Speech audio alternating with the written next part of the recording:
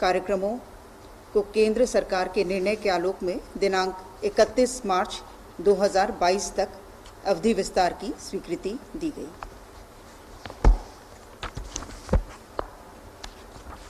छठवां प्रस्ताव स्कूली शिक्षा एवं साक्षरता विभाग से था, जिसमें झारखंड राज्य अंतर्गत सरकारी विद्यालय के वर्ग 9 एवं 10 में नामांकित एवं अध्ययनरत सभी कोटि के छात्रों को प्रति वर्ष निःशुल्क पाठ्य पुस्तक उपलब्ध कराने की मंत्रिपरिषद द्वारा स्वीकृति दी गई।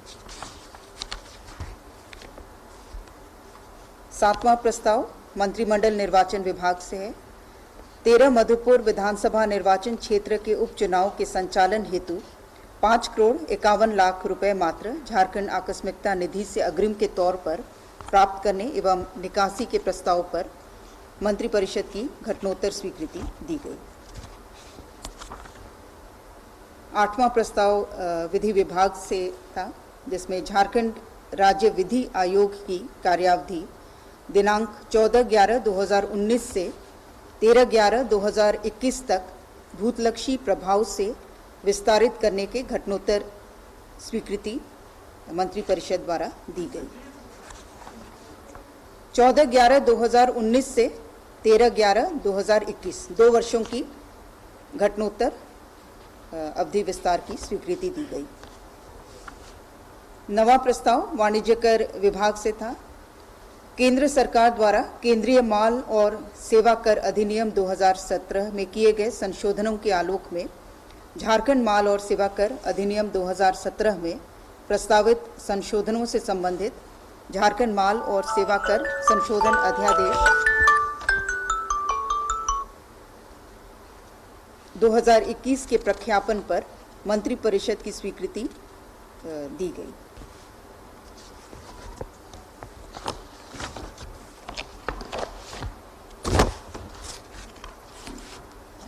दसवां प्रस्ताव राजस्व निबंधन एवं भूमि सुधार विभाग से था।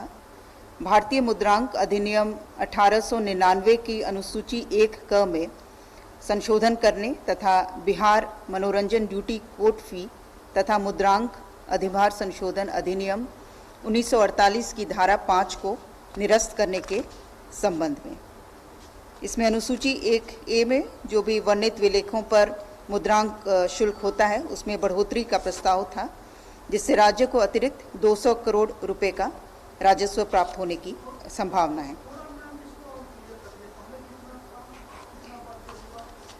ये इसमें बहुत सारे अनुसूची में अलग अलग चीज़ों के लिए दर निर्धारित है।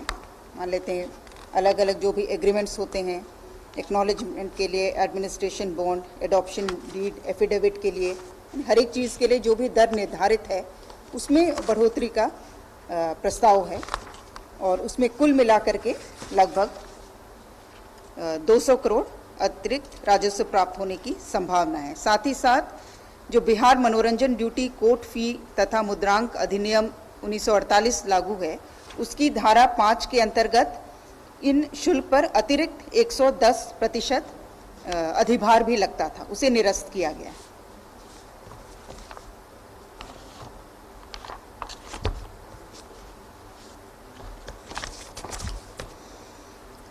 ग्यारहवां प्रस्ताव वित्त विभाग से है, जिसमें राज्य सरकार के कर्मियों को दिनांक 1 जुलाई 2021 के प्रभाव से महंगाई भत्ता की दरों में अभिवृद्धि के संबंध में है।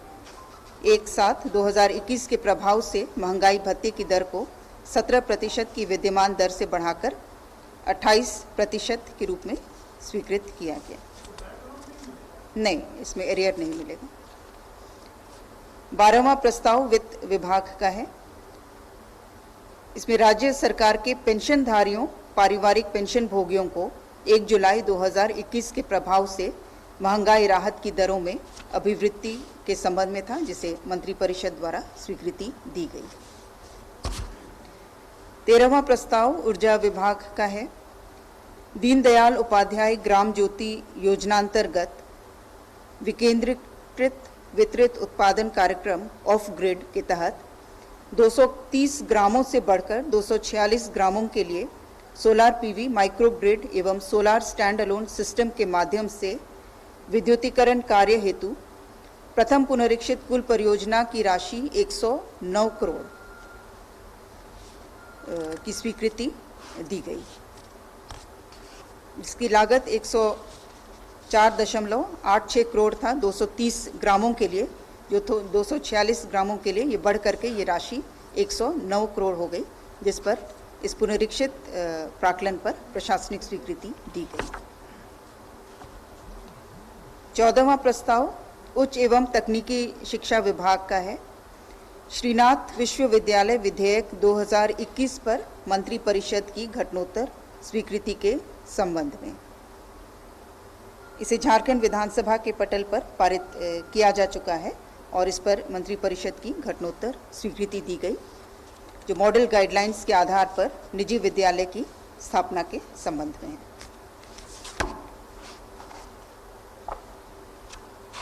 पंद्रहवां प्रस्ताव परिवहन विभाग का है।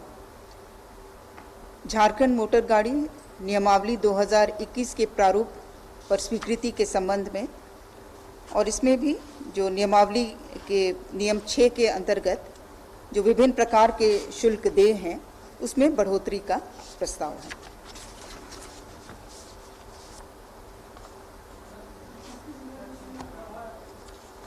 ये भी बहुत लंबी सूची है, इसलिए अलग से वो दिया जाएगा। इसमें कई पन्नों की सूची है।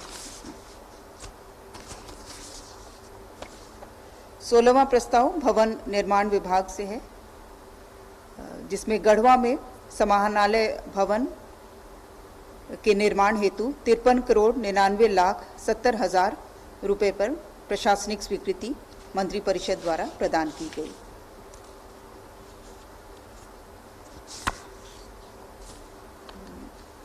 सत्रहवां प्रस्ताव श्रम नियोजन प्रशिक्षण एवं कौशल विकास विभाग से है। राज्य के सरकारी औद्योगिक प्रशिक्षण संस्थानों में प्रशिक्षण शुल्क लागू करने एवं कौशल मनी की दर बढ़ाने के संबंध में है। जो राज्य के औद्योगिक प्रशिक्षण संस्थान में नामांकन के उपरांत प्रशिक्षणार्थियों को मात्र 50 रुपये कौशल मनी के रूप में देना पड़ता है वर्तमान में, जो कि बाद में प्रशिक्षण समाप्त होने पर वापस की जाती है, उसे बढ़ा करके 500 रुपये किए जाने का प्रस्ताव है। 18वां प्रस्ताव पथ निर्माण विभाग का है। झारखंड राज्य राजमार्ग प्राधिकार के माध्यम से बरलंगा निमरा पिरगुल कसमार पथ कुल लंबाई 27.6 किलोमीटर को 2 लेन पेव्ड शोल्डर में चौड़ीकरण एवं मजबूतीकरण कार्य, इसमें पुलों के निर्माण, भूअर्जन एवं रीसेटलमेंट रिहैबिलिटेशन सहित कुल राशि 176,70,31,000 रुपये मात्र की प्रशासनिक स्वीकृति मंत्री परिषद द्वारा प्रदान की गई। रोड का नाम है बरलंगा नेमरा पिरगुल कसमार पथ। और अंतिम 19वां प्रस्ताव ऊर्जा विभाग से है। झारखंड बिजली वितरण निगम लिमिटेड द्वारा की जा रही ऊर्जा क्रय के विरुद्ध सब्सिडी की राशि विभागीय बजट से कोषागार के माध्यम से डीवीसी एवं एनटीपीसी को सीधे भुगतान करने की स्वीकृति के संबंध में कुल 19 प्रस्ताव पर स्वीकृति दी गई। स्थगित को मैंने नहीं पढ़ा, जो स्थगित है, जो 19 स्वीकृत हुए उसकी सूची मैंने बताई। धन्यवाद।